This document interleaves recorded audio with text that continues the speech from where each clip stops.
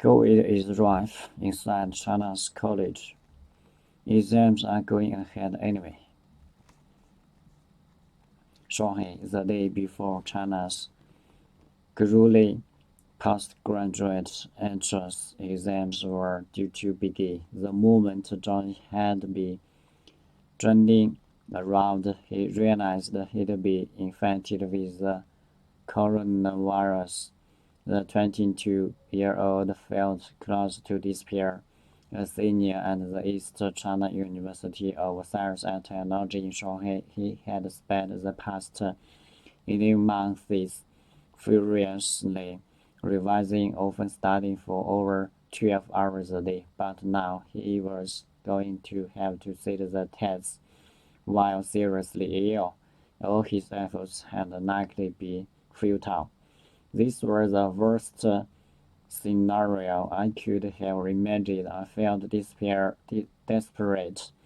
John told Cecil there was nothing I could do if I ran a fever on the days of exams. The COVID wave ripping through China has come at the cruelest time for the country's students.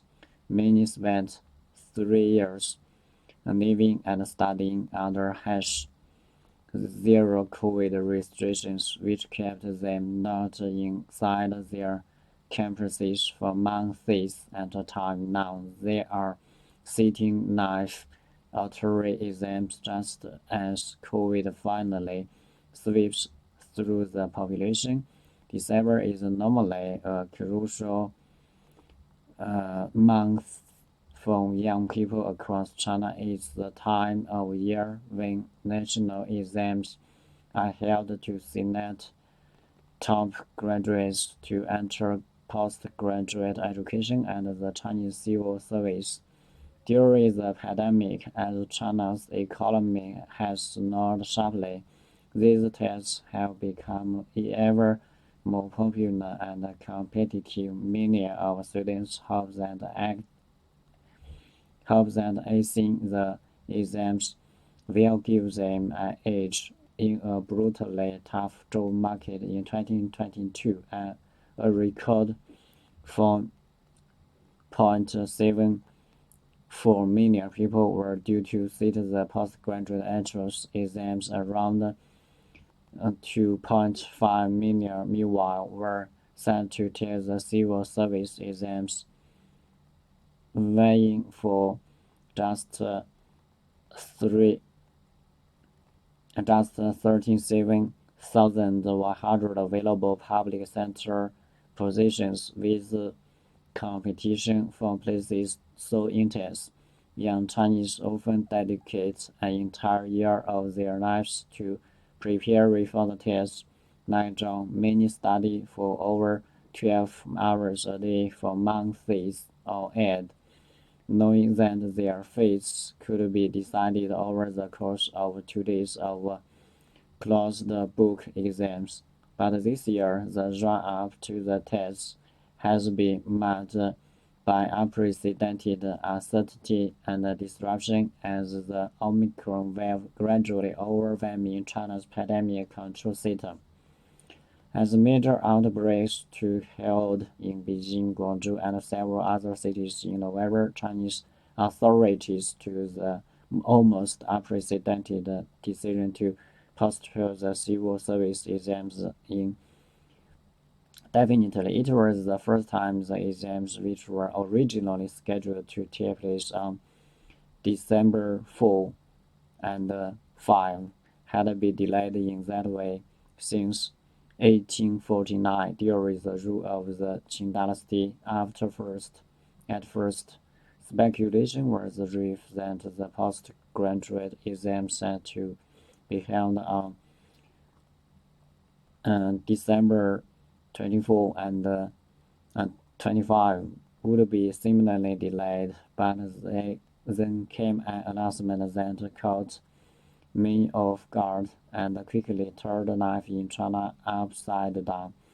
On December 8, China's central authorities issued a document that effectively ended the zero COVID policy. Anyone testing positive for the coronavirus would be allowed to stay at home rather than be taken to centralized quarantine.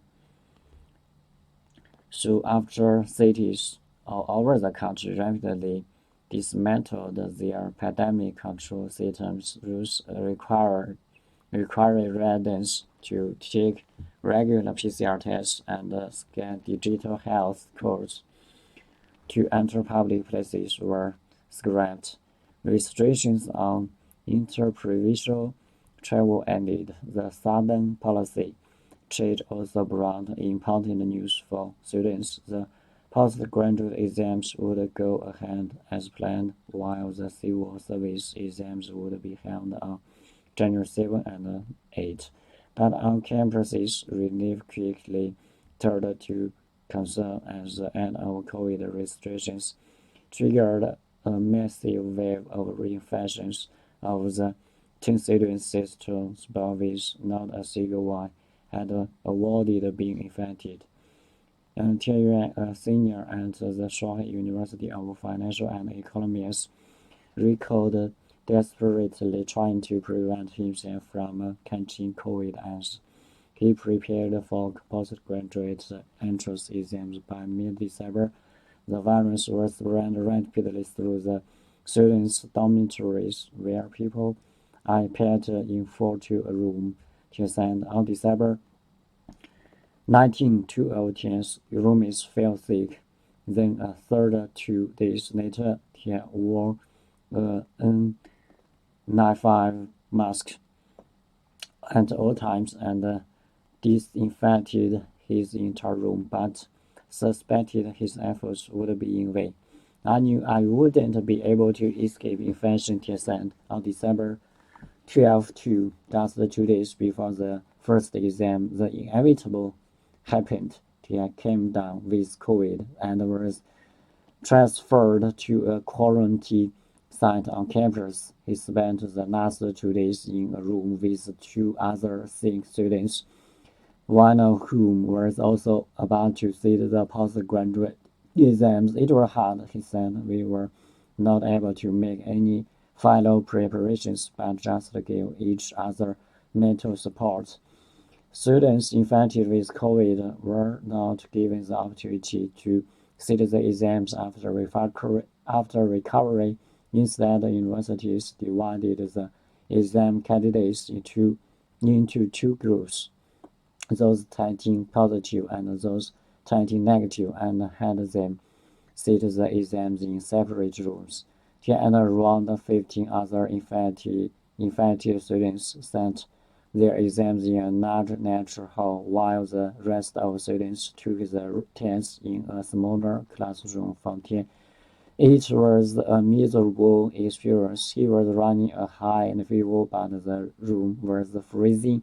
All the windows had been opened to improve ventilation. Many of us were running a fever test, and I felt like the whole world was coughing and my head was steaming. I did poor. I couldn't even finish my reading in the English exam. By the second day of the exams, he already knew he had little chance to earn a place on a master program in a postgraduate exams. Even a slight dip in performance cannot be tolerated, he said. When I finished the exam, I was very calm, he said. I simply wanted to leave this place. It was like a nightmare from the beginning to the end. There was nothing I wanted to remember. For joining the East China University of Science and Technology students, the timing of his infection was even worse. He started to run a fever on morning of the first day of the exam. I fell asleep a couple of times during the exams. The teacher woke me up. He said the reason I persisted and finished the exams was that I didn't want to surrender easily. As John hadn't yet tested positive, he took the exams in a room for negative students, but he and many others were clearly infected. Around 1/5 of the students were so sick that they gave up and went home during the first day of exams. John said on the second day, only two-thirds of the candidates showed up. It was quite shocking to see such a big number of students give up on their exams. It was a big deal for us, John said. Candidates for the civil service exam are in a slightly better position as the delay means most of them have enough time to recover from their COVID infections before the exam begins. The COVID wave appears to have peaked in some cities, but the disruption has still caused a huge amount of stress.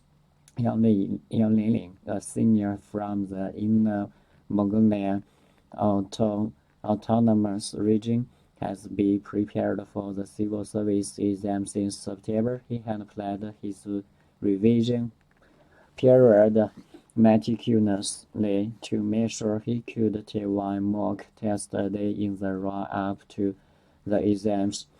Then came to the announcement that the exams had been postponed. Yang recalled feeling dazed as he sat in the university library. He had considered it unthinkable that the test would be pushed back. I was completely at a loss, he said. Now the exams are delayed. I have no more mock exams that I can use to practice. The story of the past month appears to have pushed some students to a kind of breaking point. Several told CS2 that the exam chaos had left them feeling burned out. Yang Chengluo, a postgraduate student in Shanghai, has spent years studying hard and jumping through hoops to earn a job in the civil service, but days ahead of the delayed civil service exams, he found herself doubting whether the prize would be worth the sacrifices she had made. It doesn't matter to me whether I succeeded in exams or not, said Yang, who isn't related to Yang Lingling, is no longer as important to me as it was before. In some ways, the decision to delay the civil service exams was the straw that broke the comeback Yang had put up with all disruptions that the pandemic had brought, believing that I think his exam would be the reward. Now she felt her preparation had been ruined through no fault of her own.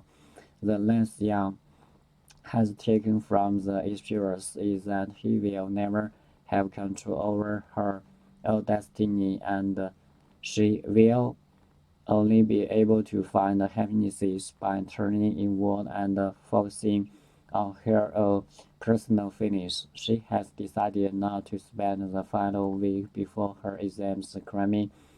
Instead, she's gone traveling in southwest China in that province. My life has been changed to so much by pandemic. I was in my senior year at the university when it started. Now I'm about to finish my postgraduate studies, but I felt like this are only getting harder every year, she said. I decided to move on with my life. I deserve more happinesses.